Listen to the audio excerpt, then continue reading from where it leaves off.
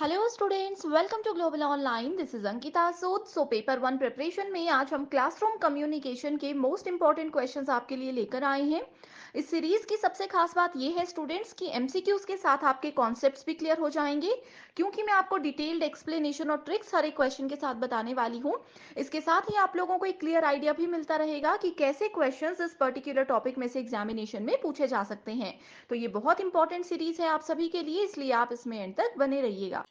Students paper one preparation के लिए एक कंप्लीट कोर्स हम लेकर आए हैं जहां पर आपको डेली लाइव लेक्चर्स के साथ पेपर से पहले पूरा सिलेबस तो कवर करवाया ही जाएगा। साथ ही प्रीवियस ईयर क्वेश्चंस 2018 से लेकर के 2024 तक के भी कंप्लीट करवाए जाएंगे। हर एक क्वेश्चन को इजी एक्सप्लेनेशन के साथ आपको बताया जाएगा, जिसके साथ आपको आसान ट्रिक्स दूंगी जो कि बहुत आसानी से आपको करेक्ट आंसर ढूंढने में मदद कर सकती है। साथ ही एक स्पेशल व्हाट्सएप ग्रुप में आपको ऐड किया जाता है इस कोर्स में, जिसमें कि आपको हर क्लास के बाद उसकी पीडीएफ मिल जाएगी। एंड अगर कोई भी डाउट्स हो, आपको कोई भी सवाल परेशान कर रहा हो, तो वो डाउट्स आप अपने ग्रुप में भी टीचर के साथ शेयर कर सकते हो। कंप्लीट कोर्स की जानकारी के लिए ये 2 नंबर्स आपको दिए जा रहे हैं, इन पर व्हाट्सएप के थ्रू कांटेक्ट कर लीजिए। साथ ही कुछ फ्री वीडियोस देखनी है, मॉक टेस्ट अटेम्प्ट करने हैं, तो ग्लोबल ऑनलाइन ऐप को जरूर डाउनलोड कीजिए। स्टोर सेक्शन पर सर्च बार में आपको लिखना है जेके सेट 2024 पेपर वन। कंटेंट पर जाकर कंप्लीट कोर्स आपको मिल जाएंगे। ये उन स्टूडेंट्स के लिए हैं जो कि डेली लाइव क्लासेस ज्वाइन नहीं कर पाते हैं, और बाकी सबके लिए लाइव क्लासेस भी मिलेंगी, और जैसे भी आपको कंफर्टेबल है आप उस अकॉर्डिंग मॉर्निंग और इवनिंग बैचेस को ज्वाइन कर सकते हो। तो ये नंबर्स हैं जिन पर इजीली आप कॉन्टेक्ट कर लीजिए। बढ़ते हैं पहले क्वेश्चन की ओर। देखो स्टूडेंट्स, जैसा कि हमारा पहला क्वेश्चन बोलता है, effective classroom communication would help students internalise, यानी कि प्रभावी कक्षा संचार छात्रों को आंतरिक बनाने में मदद करेगा। तो कौन कौन सी चीजें एक इफेक्टिव कम्युनिकेशन में इन्वॉल्व होती हैं, एग्जैक्टली क्लासरूम कम्युनिकेशन क्या होता है, ये सब चीजें हम डिस्कस करते हैं सबसे पहले। तो देखो, क्लास में कैसे कम्युनिकेशन होता है, एक स्टूडेंट किसी दूसरे स्टूडेंट से कम्युनिकेट करता है, एक स्टूडेंट मल्टीपल स्टूडेंट्स के साथ भी बातचीत कर सकता है, एक स्टूडेंट किसी एक टीचर से भी कम्युनिकेट कर सकते हैं, एंड मल्टीपल स्टूडेंट्स जो हैं वो किसी एक टीचर के साथ भी कम्युनिकेट कर सकते हैं। बहुत से तरीके हो सकते हैं कि क्लासरूम में कम्युनिकेशन हो रहा है। कम्युनिकेशन का मतलब यहाँ पे सिर्फ कोई फालतू बातें करने से नहीं है, कोई भी नॉलेज शेयर करना, चाहे वो टॉपिक से रिलेटेड बात कर रहे हैं, चाहे वो एग्जाम से रिलेटेड बात कर रहे हैं। ठीक है। क्लासरूम में जब भी कम्युनिकेशन होता है तो उसको इफेक्टिव बनाने के लिए स्टूडेंट्स को कौन सी चीजें इंटरनलाइज कर देनी चाहिए, कौन सी चीजों को आंतरिक रूप से अपना लेना चाहिए। तो पहला ऑप्शन है यहाँ पे नॉलेज, दूसरा ऑप्शन है सब्जेक्ट मैटर यानी कि विषय वस्तु, तीसरा है आर्टिकुलेशन यानी कि अभिव्यक्ति, चौथा है लैंग्वेज फेलिसिटी यानी कि भाषा की खुशी। अब देखो इस क्वेश्चन में ये जो फोर्थ ऑप्शन है लैंग्वेज फेलिसिटी, इसका मतलब क्या है कि मान लीजिए दो लोग आपस में बात कर रहे हैं, अगर दोनों ही सेम लैंग्वेज को समझते हैं तभी उनकी कम्युनिकेशन को इफेक्टिव माना जाएगा। अगर ऐसा है कि मैं हिंदी में पढ़ा रही हूँ, इंग्लिश में पढ़ा रही हूँ, लेकिन आप लोगों को किसी मराठी लैंग्वेज में मान लीजिए कि नोट्स चाहिए थे, वीडियो लेक्चर्स चाहिए थे, आप हिंदी इंग्लिश नहीं समझते हो, तो ऐसे केस में क्या होता है, लैंग्वेज फेलिसिटी वहां पे नहीं होती है, तो उसको एक इफेक्टिव कम्युनिकेशन नहीं माना जाता है। नेक्स्ट ऑप्शन बोलता है नॉन रिस्पॉन्सिवनेस, यानी कि अगर टीचर कुछ बोल रहे हैं, स्टूडेंट्स उसका जवाब ही नहीं दे रहे। एक तो होता है ना कि स्टूडेंट्स को उसका आंसर नहीं पता, वो इसलिए नहीं बता रहे। एक होता है कि स्टूडेंट्स इंटरेस्ट ही नहीं ले रहे क्लास में, उनको कोई मतलब ही नहीं है, कोई कुछ भी बोलता रहे। ये होगा तो एक इफेक्टिव कम्युनिकेशन नहीं होता है। एंड लास्ट ऑप्शन बोलता है मोडालिटीज ऑफ रेजिस्टेंस, यानी कि प्रतिरोध के तौर तरीके। ठीक है। ये जो तौर तरीके होते हैं अपनी बात प्रेजेंट करने के, वो भी बहुत इंपॉर्टेंट होता है। ठीक है। इधर अगर हम लोग देखें तो इफेक्टिव कम्युनिकेशन में स्टूडेंट के पॉइंट ऑफ व्यू से क्वेश्चन में पूछा गया है। उस अकॉर्डिंग हमारा राइट ऑप्शंस हो सकते हैं option number A, B, C and D. That means option number 4 here is the right answer. उसके बाद बढ़ते हैं सेकंड क्वेश्चन की ओर। ये question assertion reason based question है, जो कि यूजीसी नेट एग्जाम में बहुत बार पूछे जाते हैं।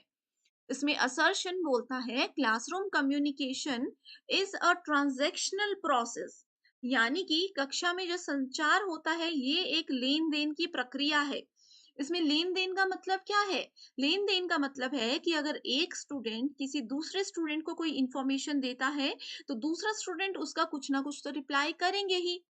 मान लीजिए मैंने किसी एक स्टूडेंट को बोल दिया कि ग्लोबल ऑनलाइन की क्लास जो है, ए ने बी को बोला कि ग्लोबल ऑनलाइन की क्लासेस सुबह 10 बजे लाइव होती है, लेकिन बी ने उनको बोल दिया कि नहीं 10 बजे तो नहीं होती है, उनकी क्लास तो रात को 9 बजे होती है।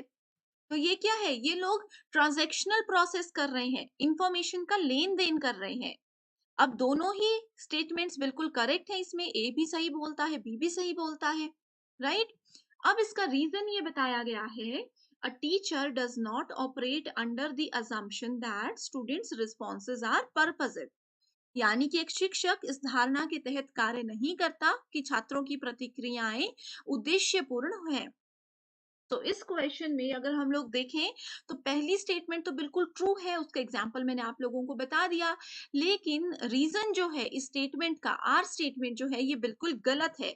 इसका कोई भी लॉजिक नहीं बनता, खास तौर पर इस स्टेटमेंट के साथ रीजन तो बिल्कुल भी इसको सेटिस्फाई नहीं करता।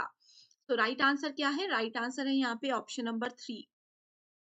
नेक्स्ट क्वेश्चन पे जाने से पहले स्टूडेंट्स, जैसे कि मैंने आपको प्रीवियस लेक्चर में एक एक्सरसाइज क्वेश्चन दिया था, उसका आंसर मैं आपको बता देना चाहती हूँ। तो इस क्वेश्चन में पूछा गया था, good communicator is the one who offers to his audience. एक अच्छा कम्युनिकेटर अपनी ऑडियंस को अगर बहुत ज्यादा इंफॉर्मेशन देता है, भरपूर जानकारी देता है किसी चीज के बारे में, तो वो क्या होता है? वो एक अच्छा कम्युनिकेटर होता है। तो अगर आपने इसका आंसर करेक्ट किया था तो मैंने आपको रिप्लाई कर दिया है कमेंट बॉक्स में। अगर आपका आंसर गलत है तो आप इसको यहाँ से क्रॉस चेक कर सकते हो, ठीक है?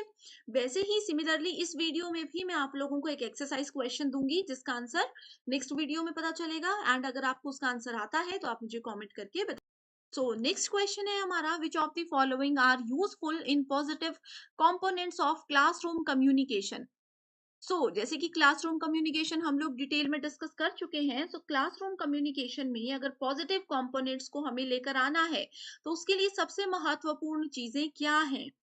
पहला है रिस्ट्रिक्टिव एक्शंस यानी कि प्रतिबंधात्मक कार्यवाही। दूसरा है एम्पैथी यानी कि सहानुभूति।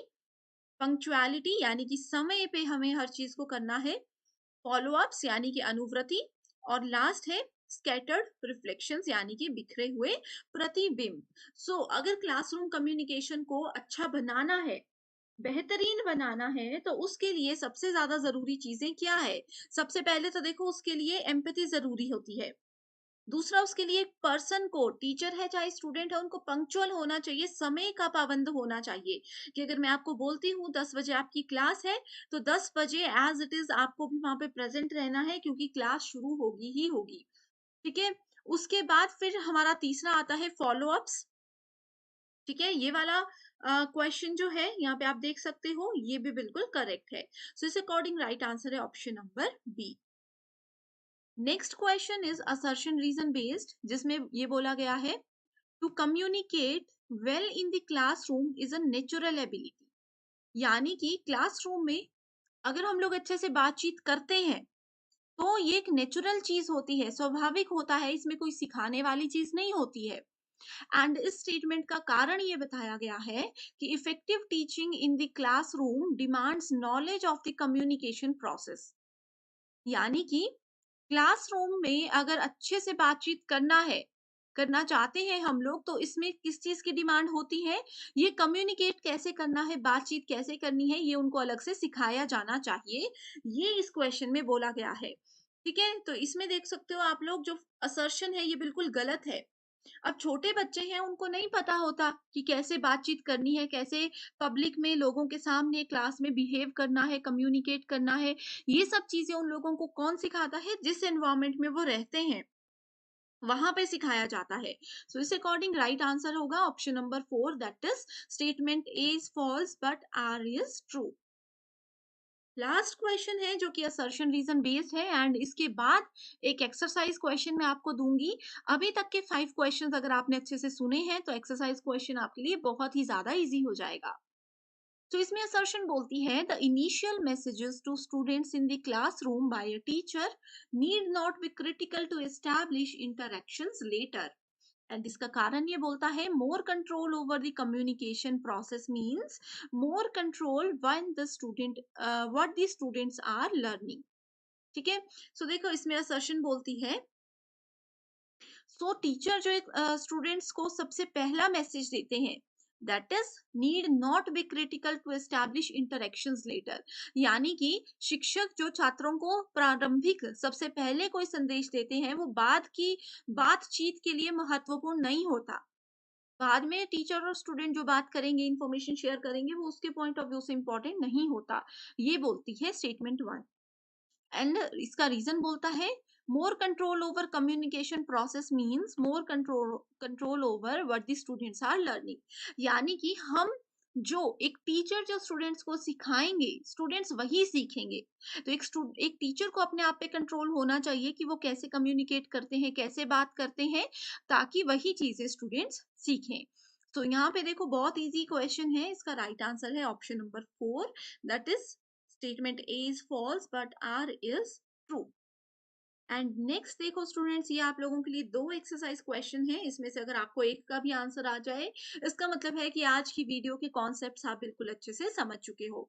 सो पहला क्वेश्चन बोलता है classroom communication of the teacher rest on the principle of.